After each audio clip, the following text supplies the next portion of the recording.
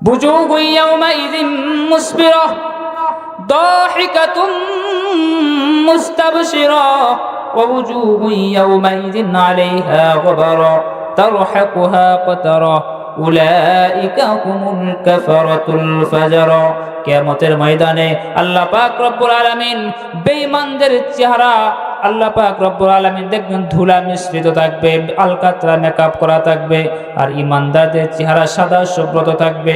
কে গো লোকটাকে চেনা যায় না? ইব্রাহিম খলিলুল্লাহ দেখবেন, ভালো করে নজর দিয়া দেখবেন, সেই লোকটা বাবা পৃথিবীর কেউ না, তার বাবা হলেন আযর। ইব্রাহিম খলিলুল্লাহর বাবা ইমানদার ছিল না বেঈমান ছিল? বলেন তো আপনারা, বেঈমান ছিল।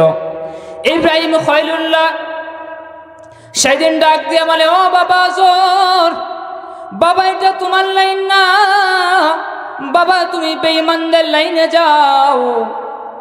সেই দিন ইব্রাহিম খলিলুল্লাহর বাবা আযর ডাক দিয়া বলে, বাবা ইব্রাহিম, তোর পায়ে ধরি বাবা, আজকে এই বিপদের সময় তুই ছাড়া আমার কাছে, তুই ছাড়া আর আমার কেউ নাই, বাবা তুই আমাকে বিপদ থেকে উদ্ধার কর। তোর খোদার একটু বল, তোর খোদা যেন আমায় একটু মাফ করে, যেন একটু জান্নাতের সিঁড়ি ঘোড়া একটু জায়গা করে দেয়। বাবা আমি আযাব সহ্য করতে পারবো না। বলেন তো আপনারা, কোন একটা পুত্র যদি পিতাকে যদি এভাবে বলে, পুত্র যদি পিতাকে, পিতা যদি পুত্রকে ভাবে কান্না জড়িত আওয়াজ দিয়া বলে, সেই পুত্রর কলিজার ভিতরে বাবার প্রতি মায়ার মহব্বত তৈরি হবে কি হবে না?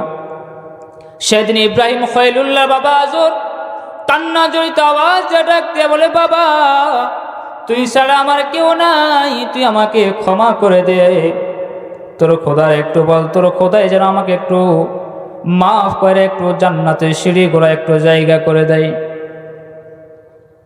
ইব্রাহিম খলিলুল্লাহ আল্লাহ পাক রব্বুল আলামিনকে ডাক দিয়ে বলবে, ইয়াউমা লা ইয়াখযিল্লাহুন নাবিয়্যা ওয়াল্লাযীনা আমানু মা'আহু, আয় আল্লাহ তুমি তো নিজেই ওয়াদা করেছো আজকে কোনো বেঈমানকে, আজকে কোনো নবীকে তুমি বেইজ্জতি করবে না।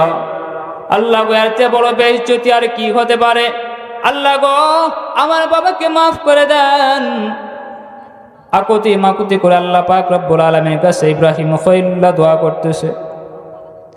ইব্রাহিম খলিলুল্লাহ আল্লাহর কাছে বলে, আল্লাহ পাক রব্বুল আলামিন ডাক দিয়া বলে, ও ইব্রাহিম আমি এটা বলেছি সত্য, তবে আমি এটাও বলেছি ইন্নী হারামতুল জান্নাতা আলাল কাফিরিন, আজকে কোনো কাফেরকে আমি আল্লাহ জান্নাত দেব না। ইব্রাহিম খলিলুল্লাহ চিৎকার মেরে ডাক দিয়ে বলে, আল্লাহ মাওলা হে, আমার তো বাবা, একটু মায়া লাগে রে আল্লাহ, আমার বাবাকে একটু মাফ করে দেওয়া যায় কি না আল্লাহ? আল্লাহ ডাক দিয়া বলে, ও ইব্রাহিম খলিল, আমার বাবার জন্য মায়া হয়, আল্লাহ মায়া লাগে। আল্লাহ পাক রব্বুল আলামিন ডাক দিয়া বলে, ইব্রাহিম ও খলিল আমার, তোমার দুইটা চক্ষু বন্ধ করো। ইব্রাহিম খলিলুল্লাহ দুইটা চক্ষু বন্ধ করছেন। আল্লাহ পাক রব্বুল আলামিন একটু পরে ডাক দিয়া বলে, ইব্রাহিম এবার চক্ষু দুইটা খোলো।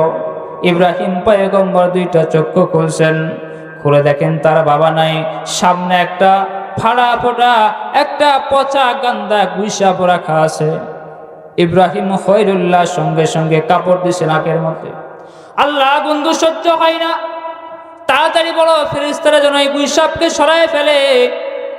আল্লাহ ডাক দিয়া বলে, ফেরেশতা তোমরা এই গুইসাপকে তোমরা কেউ সরাইবে না, আমি একটু আমার খলিলের আমি একটু পরীক্ষা দেখতে চাই, আমি একটু খেলা দেখতে চাই। ফেরেশতারা যখন সরাইতেছে না, ইব্রাহিম খলিলুল্লাহ ওই গুইসাপকে দুই হাতে ধইরা অমনি জাহান্নামের আগুনের মধ্যে ফেলায় দিছে। আল্লাহ পাক রব্বুল আলামিন ডাক দিয়া বলে, খলিল আমার, একটু আগে না বাবার জন্য কাঁদলেন, আর ওই বাবাকে আবার জাহান্নামের আগুনের মধ্যে ফেলায় দিলেন। চিৎকার মেরে ডাক দিয়া বলে, ইব্রাহিম আল্লাহ আমি তো আমার বাবাকে জাহান্নামের আগুনের মধ্যে ফেলাই নাই, আমি ফেলিয়েছি একটা পচা গান্দা ফাড়া ফোটা গুইসাপকে। আল্লাহ পাক রব্বুল আলামিন ডাক দিয়া বলে, ইব্রাহিম এটা তোমার বাবার আসল আকৃতি, তোমার বাবার এটা আসল সূরত। সুম্মা রাদাদনাহু আসফালা সাফিলিন। হাশরের ময়দানে আল্লাহ পাক রব্বুল আলামিন কিছু মানুষকে পচা গান্দা ফাড়া ফোটা গুইসাবের সূরত দিয়ে আল্লাহ উঠাইবেন। এ বাবা ইব্রাহিম, এটা তোমার আসল বাবার আসল আকৃতি সূরত।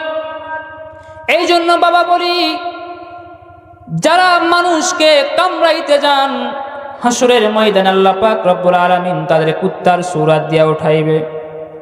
এ বাবা, যারা নিজের শরীরটা, যারা মদ খায়া গাঞ্জা খায়া শরীরটা নাপাক কইরা ফেলেছেন, আল্লাহ পাক রব্বুল আলামিন হাশরের ময়দানে তাদেরকে ইব্রাহিম খলিলুল্লাহর বাবার মতো, আজরের মতো পচা গান্দা ফাড়া ফোটা গুইসাবের সূরত দিয়ে আল্লাহ উঠাইবেন।